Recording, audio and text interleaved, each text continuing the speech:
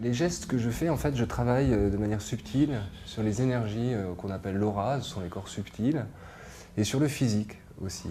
Donc ça va me servir à dénouer des nœuds qui peuvent être de toutes sortes.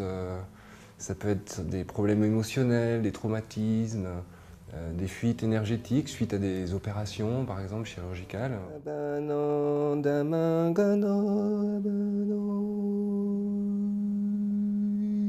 L'idée, c'est de rééquilibrer et de libérer un peu ce qui bloque et ce qui pèse sur l'individu.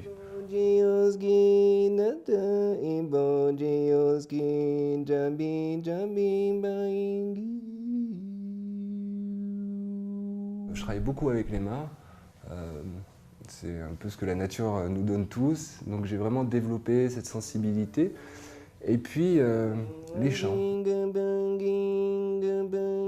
C'est une vibration qui va servir aussi à réharmoniser, rééquilibrer profondément la personne, que ce soit au niveau subtil jusqu'au niveau physique, puisqu'on sent souvent, les gens sentent vraiment les vibrations à l'intérieur d'eux.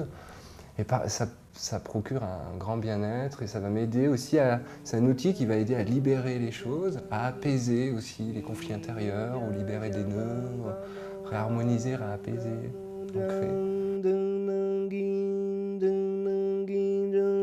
Je travaille beaucoup avec les visions aussi, puisque je vois les énergies et je vois un peu de l'autre côté du rideau, on va dire.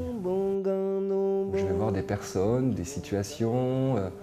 Par exemple, dans le cas d'un traumatisme, je vais voir en fait la scène telle que la personne l'a vécue, ou en tout cas telle qu'elle est symboliquement dans ses énergies. Ça peut être aussi des visions archétypales, qui par exemple pour des problèmes émotionnels ou des grandes tristesses qui peuvent prendre la forme des formes énergétiques assez variées. C'est voir un peu de l'autre côté du miroir, une autre dimension de la vie qu'on ne perçoit pas forcément avec les yeux de notre corps physique, mais où tous les sens participent à la perception des énergies, et puis c'est la vision de l'esprit. Le but, c'est d'aider le patient à conscientiser des choses, en fait. Certains problèmes, voilà, le fait de pouvoir les voir, de pouvoir les mettre en mots aussi, la personne va prendre conscience de choses. Je peux voir des choses très intimes, mais ça reste vraiment entre nous. Il y a vraiment cette confiance et ce respect qui est important, je crois, cette intégrité, qui fait que c'est vraiment voilà, un partage.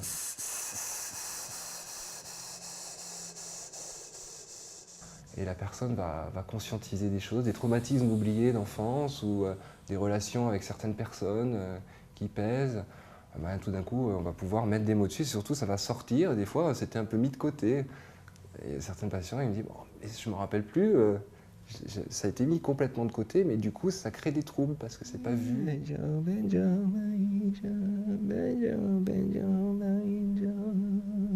Je me suis intéressé au chamanisme. J'avais une vie tout à fait, entre guillemets, normale, si je peux dire ça, mais j'étais musicien, je m'y intéressais, je lisais quelques livres, mais sans plus.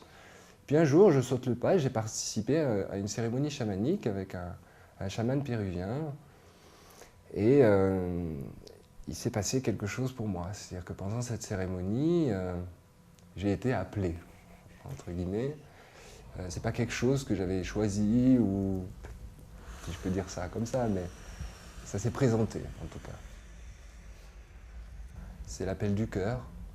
Et j'ai suivi cet appel qui m'a mis à prendre une décision, c'est de partir au Pérou et de suivre un enseignement traditionnel au cœur de la jungle amazonienne, auprès d'un chaman, isolé, en silence, sous la forme d'une retraite dans la jungle, dans une cabane, avec un régime spécial. Ça a été éprouvant, ça a été beaucoup d'épreuves et puis un apprentissage merveilleux qui qui guérit déjà des parties de soi-même. On apprend à se guérir soi-même pour guérir les autres, et puis on découvre un autre versant de la vie, une autre conception de la vie où l'homme est placé au centre de son univers et de son existence, où le cosmos, les étoiles, les plantes, les animaux, l'environnement est en relation directe avec l'homme, donc on découvre tout ça et bien plus encore.